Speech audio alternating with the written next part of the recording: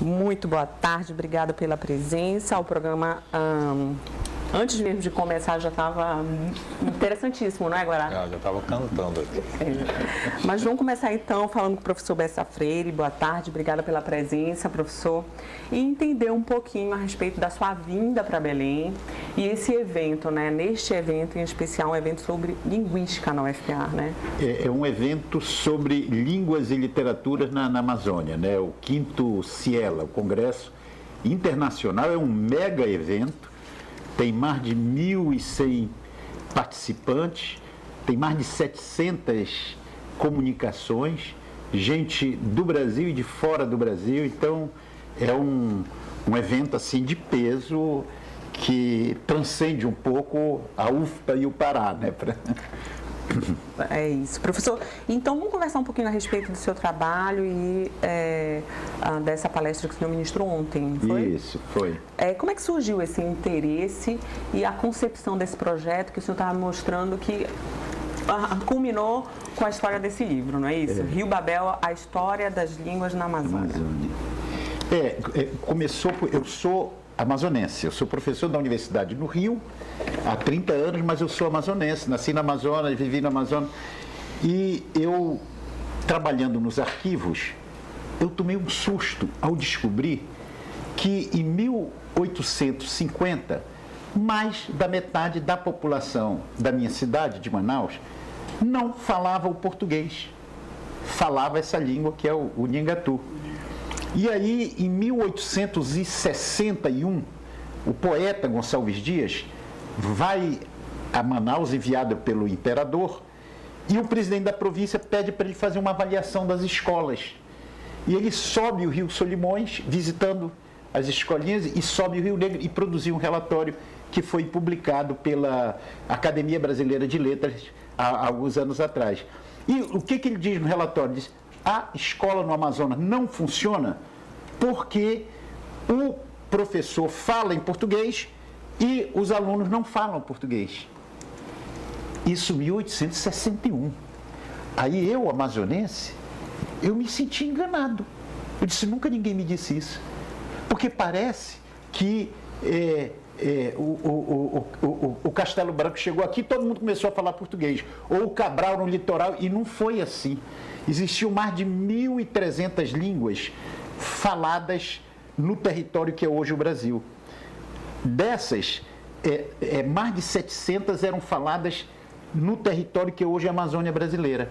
Por isso, o Padre Vieira chamou o Rio Amazonas de Rio Babel, por causa dessa enorme variedade de línguas, né? E aí ela foi considerada como um empecilho para a construção de uma nacionalidade, etc., e não como um fator de riqueza, como foi reconhecido pela Constituição de 1988. Vai lá agora. Pois é interessante isso aí da nacionalidade, né? Que agora a gente está com... Vamos misturar agora com esse negócio do Congresso, que eu fiquei curioso. Por que esse Congresso está sendo feito e essa coisa da nacionalidade aqui, da identidade paraense, né? Digamos, que teve problemas, eu acho que desde a cabanagem a gente procura essa identidade. Inclusive, eu acho que com essa coisa das várias etnias, do negro, do índio, do português, que a gente foi tentando se identificar, né? É interessante o senhor ver, o senhor colocar essa identidade, e nós temos esse congresso importantíssimo aqui, né?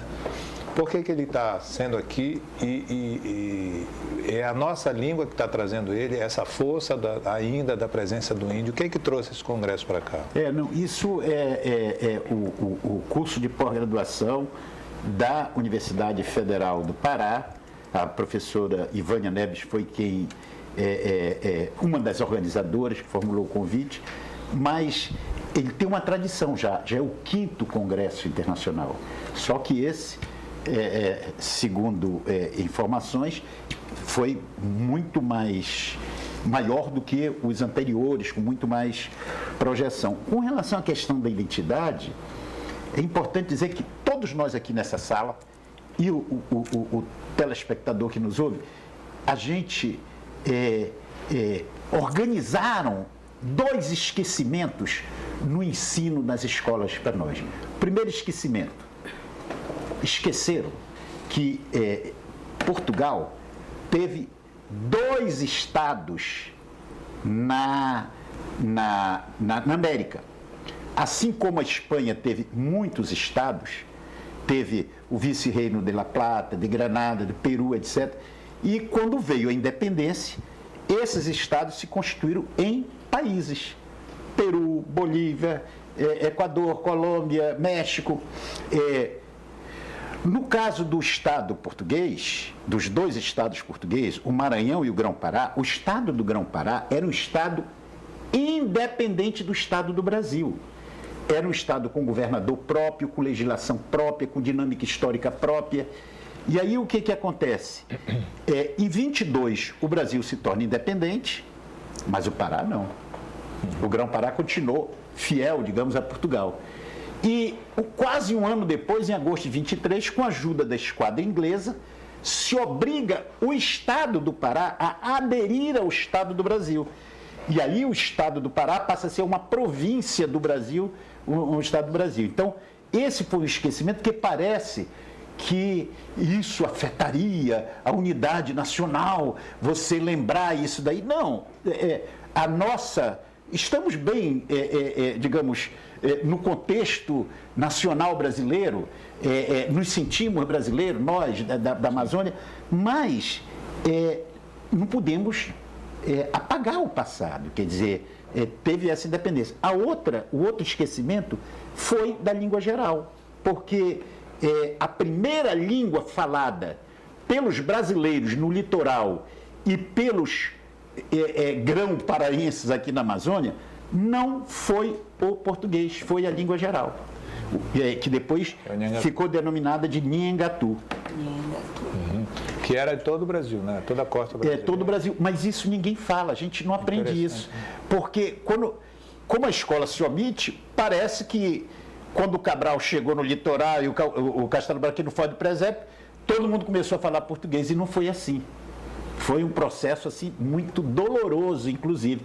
Aqui na Ilha do Marajó, o padre João Daniel, que escreveu um livro maravilhoso, um jesuíta, que escreveu O Tesouro Descoberto do Rio das Amazonas, ele conta como o missionário, com uma palmatória, tirou sangue da mão de uma índia e dizia para ela: eu só vou parar quando você disser basta, mas não pode ser na tua língua. E sangra a mão dela, e aí ele comenta, ele diz: as mulheres são mais teimosas, os homens abandonam com mais facilidade sua língua para outra língua, as mulheres são mais teimosas. Então, se hoje nós temos ainda mais de 100 línguas faladas na Amazônia, e se hoje o Nhengatu ainda é falado do Amazonas, e se hoje o Nhengatu, inclusive, é ensinado na UFOPA, né? A gente, em grande medida, deve às mulheres da Amazônia, que não é à toa que a gente fala de língua materna, né? Porque são as mães ali que, amamentando seus filhos, transmitiram essa língua e deram... Agora o Nhengatu existe ainda? Ainda é falado? Existe e ele foi reconhecido como língua co-oficial no município de São Gabriel da Cachoeira. Porque o que é o Nhengatu? Então, para explicar, aqui na costa do Salgado tinha uma língua que era o Tupinambá. Os jesuítas chegaram, viram que o Tupinambá era falado, eles já vinham do estado do Brasil, onde eles aprenderam a língua tupi lá, a língua geral, e aí eles descobriram que se eles falassem o Tupinambá com o índio Tapajós, o cara ia entender, assim como se um argentino habla com nós outros, né, a gente entende.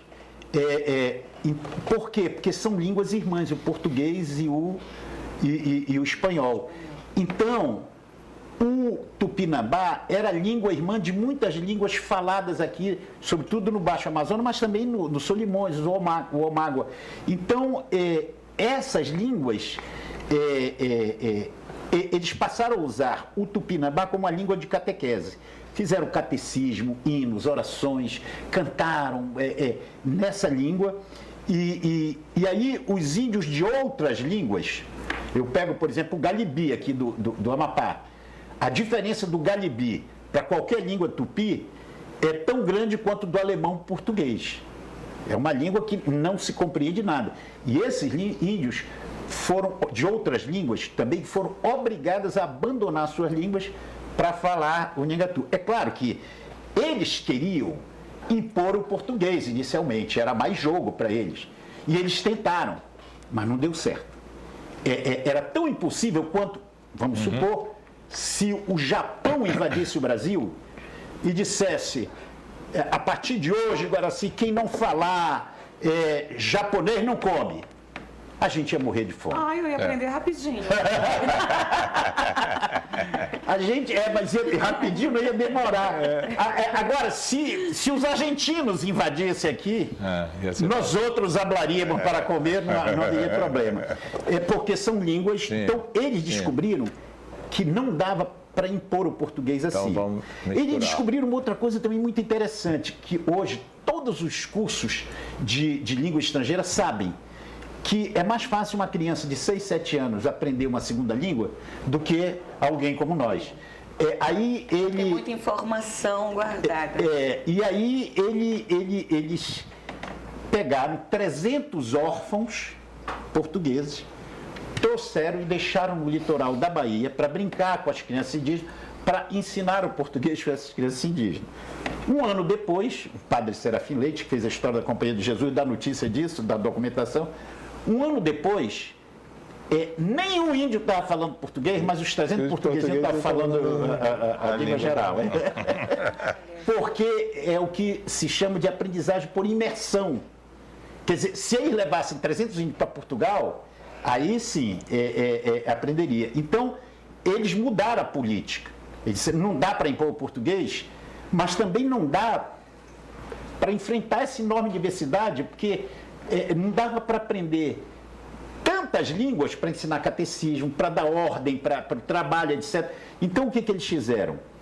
Pegaram essa língua tupinambá, aqui da Costa do Salgado, para o Grão-Pará, e transformaram, então, na língua geral, porque ela passou a ser usada como língua de catequese e passou a ser usada nas relações de trabalho. Quando o Xavier de Mendonça Furtado... Mas não é o tupinambá, é o Nhangatu. É o Nhangatu. Ele mistura o português o tupinambá se transformou na língua geral, do Nhangatu. E essa língua geral se distanciou daquele tupinambá. Por quê? Porque passou a ser falado por portugueses, por índios de outras famílias linguísticas e por negros. O Xavier de Mendonça Furtado, o governador, meio-irmão do Pombal, ele chega aqui no Pará, ele só falava português. Ele chama um funcionário português, dá uma ordem, o cara não entendeu direito, porque o cara nasceu em Portugal, mas já... E aí ele conta numa carta para o Pombal que ele estava de noite dormindo, ele estava depois do almoço dormindo a siesta, e ele estava ouvindo um papo longe. Quando ele acordou, que ele vai na janela, tinha um grupo formado por índio, mestiço, caboclo, e tinha um negro que veio com ele de Portugal 3 meses antes, batendo papo em Nhangatu. É claro que o negro não estava falando fluentemente, mas já estava começando a se entrosar e começar a entender. Sim. Então, o Nhangatu tem marcas do português e tem marcas de outras línguas indígenas e de línguas africanas. Da mesma forma que o português que nós falamos está impregnado de marcas de línguas indígenas. O Antônio Weiss, no dicionário dele, com 220 mil verbetes, palavras, 47 mil são palavras de origem de línguas indígenas. O português que nós falamos. Então, temos uma marca muito forte, né? É interessante isso. Eu li uma vez um livro chamado Ecolalia, eu me esqueço o nome do autor. Acho que ele é europeu. Ele trabalha a questão do esquecimento dentro do processo do desenvolvimento das línguas, do desaparecimento e conta várias histórias. É um livro muito interessante. O senhor acha que a gente está sofrendo isso hoje no Brasil, o indígena está sofrendo, continua uma imposição do português sobre ele? Como é? Olha, o Deleuze dizia que o contrário do esquecimento, o contrário da memória não é o esquecimento.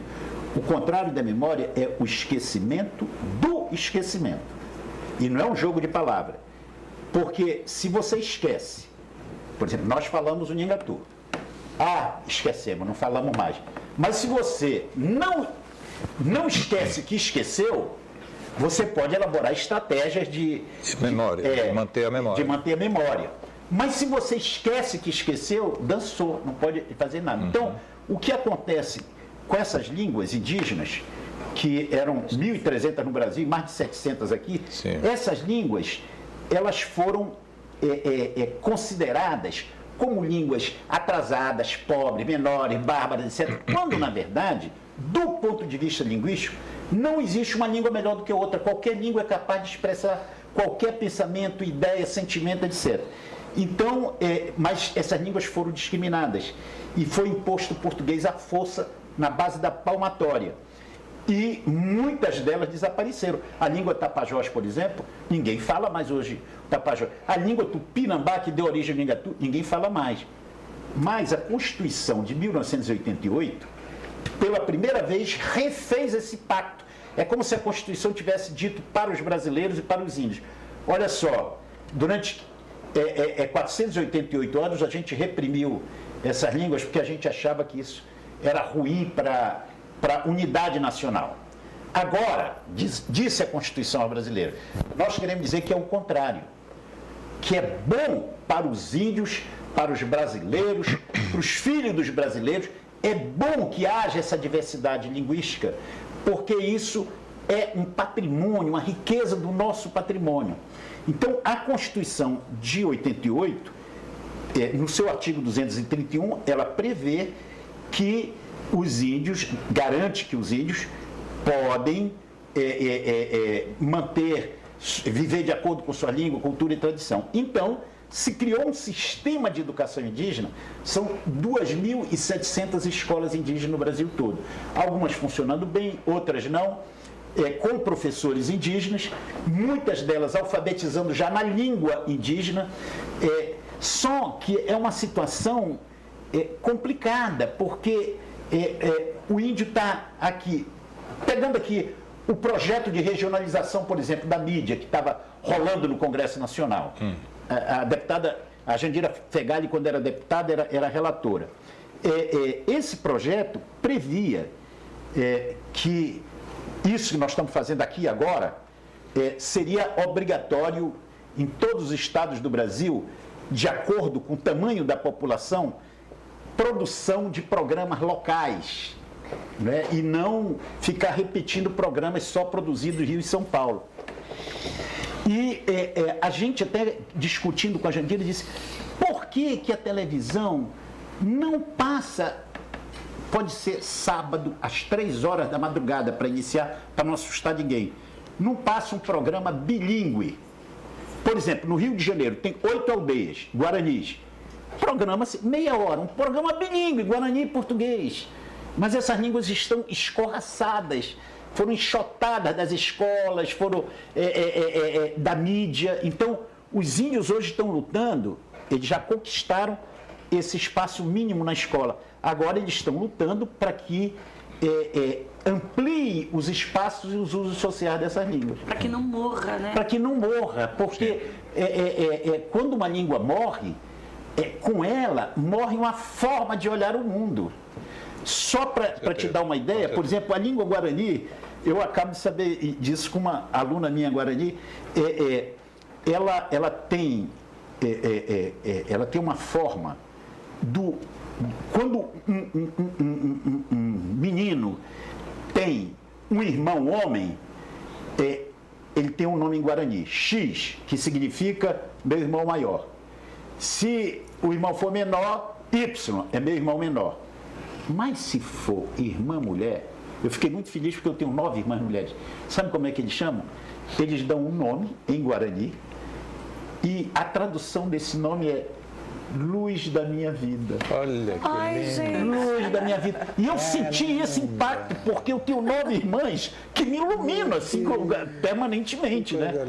Luz da minha vida. E aí, filho, como o sobrinho materno é considerado um filho pelo tio, ele chama o sobrinho, tem uma palavra que significa pedacinho da minha carne. Lindo. Na língua funiô, que é falada no super Nordeste, poético, né? a língua iaté, falada pelos funiô do Nordeste, a dona Tassi, que morreu, uma índia funiô, disse, olha, não tem tradução, porque se eu disser, quando eu digo, eu vou para o meu setutiá, se eu disser a tradução, eu vou para casa, as pessoas só vão pensar no espaço físico. Eu disse, mas setutiá é mais do que isso, é um lugar de alegria, É o lar. de harmonia, é um lar de amor, de troca, então é um lar onde você encontra paz. Então, ela disse, eu prefiro falar em funiô, porque quando eu falo casa, esses significados todos, eles estão dentro da... E professor, só para retomar um pouquinho a conversa que a gente estava tendo, voltando um pouquinho, em que momento nas suas pesquisas houve o relato e a percepção dessa transição para o português? Tá, Que momento histórico, como é que foi esse processo? Isso varia de lugar para lugar. Aqui em Belém, logo depois da cabanagem, a cabanagem eliminou 40 mil falantes de Nhingatu, porque os cabanos falavam Nhingatu. Tem um documentário que foi feito, eu participei dele, a língua dos cabanos. Eles falavam Nhingatu, eles não apenas falavam Nhingatu, mas eles escreviam em português. Eu aqui reproduzo alguns bilhetes dos cabanos em português, que é um português delicioso, porque os guardiães da norma padrão do português, isso está errado. Está errado por quê? Porque é diferente da forma deles usarem o português. Na verdade, não tem erro. Ele é diferente. São normas diferentes que operam. Agora, com relação ao português, aqui no Baixo Amazonas já, por volta, quando o Pombal transforma as aldeias em vilas, alguns índios se elegem vereador. Eu tenho um documento da Câmara de Santarém, onde não tinha nenhum vereador letrado para escrever a ata. E eles chamam alguém de fora para escrever a ata. E é também num português delicioso, que está no que a sociolinguística chama de situação de línguas em contato. As línguas em contato, elas vão interferindo uma na outra. As duas palavras das duas línguas, né, convivem dentro do mesmo texto. E aí, então, aqui ainda a cabanagem acabou aqui no Baixo Amazonas. No alto, lá no Amazonas, o processo se deu até 1870, grande parte da população falava o Nhingatu, muitos monolíngues só falavam Nhingatu, outros bilíngues falavam Nhingatu e português. Até quando? Até 1870. 1870. A partir de 77 até 1913, entram na Amazônia 500 mil nordestinos, todos eles portadores da língua portuguesa. E aí foi quando houve na Amazônia essa transformação da língua que nós falamos. Mas a nossa língua primeira de mestiços, paraenses, amazonenses, foi o Nhingatu. E aí, você falou 1877 a 1913, quando entram esses 500 mil nordestinos, no cálculo do Celso Furtado, eles vão mudar o panorama das línguas aqui, da língua hegemônica dominante da Amazônia. Então, é recente isso. É recente. E isso é que me assustou. Por isso que eu disse, meu avô, eu estava falando, porque eu não sabia que era tão recente. Eu pensava que os portugueses tinham chegado, eliminaram os índios e todo mundo começou a falar o português. E não foi um processo doloroso, longo, arrastado, variando no tempo de região para região. O senhor falou que vinham os portugueses, enfim, e com pouco tempo, com 3 meses, 4 meses, a pessoa já estava falando, já conseguindo se comunicar legal, de uma maneira bacana no Nhangatu. É uma língua fácil de se aprender? Se eu quisesse aprender, por exemplo. A UFOPA é mais fácil que o japonês. A UFOPA está dando, no Rio Negro, ela é falada em São Gabriel. Por quê? No município de São Gabriel da Cachoeira, no Amazonas... Eu faço um link, desculpa, com como é? Aquela que o cara queria que fosse internacional. Eu sei. Esperanto. Mas é porque o Esperanto é uma língua artificial, né? Foi criada... Foi elaborado toda... Aí não. No Rio Negro são 23 etnias. Como é 23 línguas? Como é que um índio fala com o outro? Então, a língua geral, ela servia para língua de comunicação interétnica. Agora, olha a loucura que acontece. Ela era uma língua de comunicação interétnica e ela convivia em situação de bilinguismo. Por exemplo, o índio tucano fala o tucano para falar em casa, os tucanos, mas se ele quiser falar com o Baniwa, ele fala a língua geral. Mas, com o tempo, a língua geral, ela passou a ser uma língua falada de forma monolíngue por muitos índios. Os índios Baré, por exemplo, deixaram de falar a língua Baré e passaram a falar a língua geral. Aí aprenderam português. E aí tem essas duas línguas. E aí eu fui... aí tem uma outra coisa, hein? As cidades hoje são cemitérios de línguas indígenas.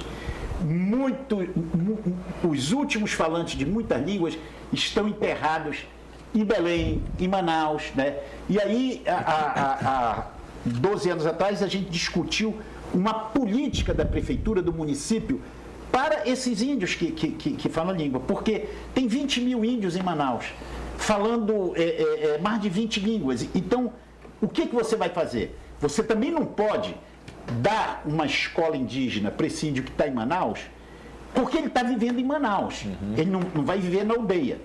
Mas você não pode dar uma escola do município, porque você vai apagar a língua dele, e a cultura dele, e os conhecimentos. Então, a prefeitura tomou a seguinte decisão. De manhã, aula na escola do município, de tarde, o Serafim Correia, quando foi prefeito, pagou 12 professores indígenas, um de cada língua, para trabalhar com as crianças línguas indígenas. E aí, na oficina que nós fizemos lá, um índio chegou para mim e me disse: professor, eu queria um particular com o senhor. Eu tinha passado a semana toda com ele na oficina, me levou para um canto e me olhou e me fez uma pergunta que me deixou gelado.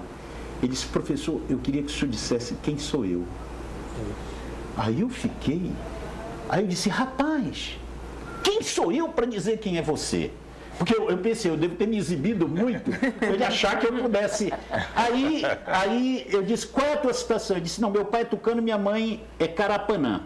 Eu digo: está resolvido, porque no Rio Negro, dessas 22, 23 línguas, está proibido casar um índio de uma língua com uma mulher da mesma língua. É como casar irmão com irmão. Então, todo mundo lá fala mais de 2 línguas, porque fala a língua do pai, da mãe, etc.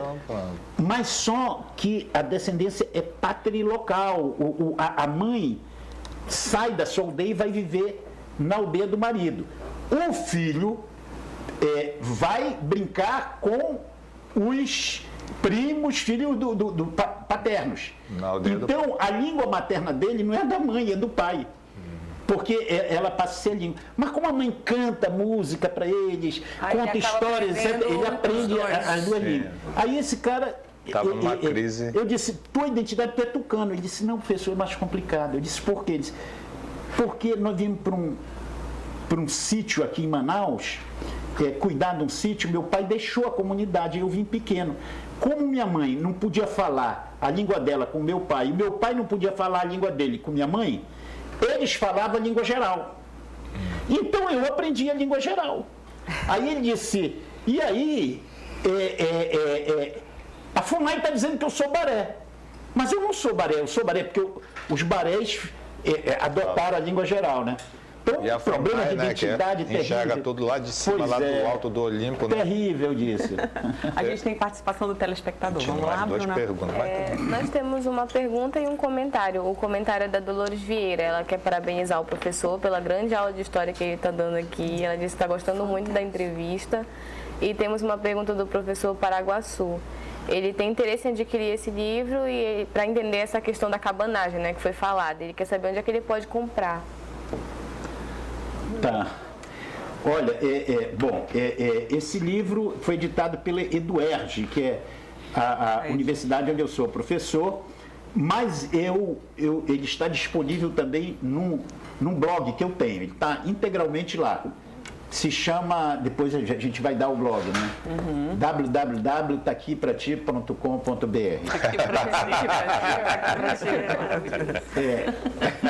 E aí lá pode... E lá pode... E a Dolores, ela queria saber o quê? Ela está lhe parabenizando pela obrigado. entrevista. Agora, professor, uma coisa que eu fiquei em dúvida, que o senhor estava falando, que em Manaus, em um local, né, em São Gabriel da Cachoeira, Isso. ainda é falado. Ela é falada. Ainda é o Nhangatu do princípio, dos primórdios, não, né? Porque a língua é um organismo vivo, né? O português que nós falamos não é o português do Camões, nem do Cabral, nem do... Né? Aliás, não é o português que nós falamos. O português que o Cristiano Ronaldo fala não é o português porque a língua é dinâmica, ela vai se atualizando, né? vai mudando. Ele é mutável. Outro dia eu li um artigo que dizia que no português de Camões tinha muita influência da língua espanhola, né? Era um artigo de um especialista lá que estava fazendo uma reviravolta, né? Houve um tempo que não havia uma diferença entre o espanhol e o português. Né? Aí me diz uma coisa, foi uma experiência que eu vivi no interior, lá no 40 de Mococa, lá para a banda de Maracanã.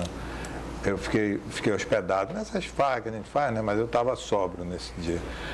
E aí estava esperando o almoço, estava numa família de pescadores e a mãe falava eu estava deitado na rede lá, fazendo coisa nenhuma e ouvindo a conversa da família. E eles falavam, obviamente, o português, mas eu não conseguia entender nada do que eles falavam, pela maneira deles falarem. Né? Eu acho que isso é muito comum. Se você sai daqui da capital e vai para o interior e resolve acompanhar a conversa entre eles, entre as pessoas que moram muito tempo no interior, você vê que eles fazem o português de uma maneira diferente. Quer dizer, já é dicção, sei lá. Isso. Como é que o senhor explica isso aí? Como é que a gente não consegue, às vezes, entender? O senhor já percebeu isso, eu acredito. É mais fácil entender a CNN em espanhol do que em português, né? Porque muitas vezes é complicado. Pela situação também de contato. O português do Brasil entrou em contato com línguas africanas, com línguas indígenas, etc., que deixaram marcas. Você quer ver uma coisa? Esse R, que os linguistas chamam de R retroflexo, mas que o povão chama de R caipira, Zé Dirceu, esse R é uma marca da língua alfaiate-chavante. Porque os índios começaram a falar no interior de São Paulo e Minas, começaram a falar o português e deixaram a marca da sua língua no português. Só que a gente não sabe. Agora, essa língua que você perguntou, ela foi reconhecida pela Câmara Municipal de São Gabriel como língua co-oficial do município, porque eles tinham um programa nessa língua de rádio. Aí, na época, um Dentel da vida, sei lá, quem controlava lá foi lá e disse: não pode, aí exibiu a Constituição, aqui diz que está proibido programas em línguas estrangeiras. Já teve um programa em São Paulo, até de um ator, como era o nome dele, aquele Palmeira, que é da Globo, que foi do Marcos Palmeira. Ele tinha um programa que era voltado que era exatamente para essa área indígena, né? Era um programaço, mas tiraram do ar porque diziam que isso aí era uma ameaça à própria ideologia do homem branco, né? Que ele defende. No momento que você coloca as ideias dos índios, você começa a varrer, como você nos apaixonou só nessa colocação de por que você escolhe o nome, né? Isso vai quebrando toda E acaba ameaçando os índios. Aí tiraram do ar porque poderia ser... Você quer ver aqui no Marajó, a dona Zeneida, a pajé, que é uma mulher maravilhosa, Sim. ela canta em língua geral. E ela sabe o significado, o ritual do que ela está cantando, mas ela até pediu para entrar. Eu peguei o texto de uma música de Acalanto, de Ninar, que foi recolhida pelo cônego Bernardes em 1875, lá no Amazonas, e a canção diz: Acutipuru, Iurupuru, Nerupecê, Simitanga, Mirim. A tradução em português é Quatipuru, me empresta teu sono para eu fazer adormecer meu filho. Porque o Quati, a gente sabe, tem hábito noturno, ele sai para balada, para night, né? E quando as índias saem às 4 da manhã para a roça, ele está vindo e dorme o dia todo. Então, ela pede emprestado, né? Que é uma música linda, que é a Dona Zeneida, só que o cônego, ele não deixou a pauta da música. Aí eu fui dar um curso no Rio Negro e perguntei do jovem, disse: vocês sabem a música? Porque eu queria cantar. Eu disse: não sabia. Aí eu falei para a Dona Zeneida, eu disse: me dá a letra. Aí ela botou a música lindíssima. Aliás, você, Gigi, podia pedir da Dona Zeneida essa música e cantar aí para acalentar os paraenses. Gente, infelizmente o tempo passou correndo e esse bloco a gente agradece a presença, é verdade, a presença do professor José Bessa Freire. Obrigada pela presença, pela participação. Eu que agradeço. Ficamos muito felizes com os esclarecimentos. A gente vai para um breve intervalo, mas volta, porque a gente vai conversar com a Lilian Bolt, que é lá do EMOPA, e vai falar para a gente de um evento bem bacana, bem especial, para que todo mundo que está em casa participe e ajude doando sangue. Não sai daí, a gente volta já.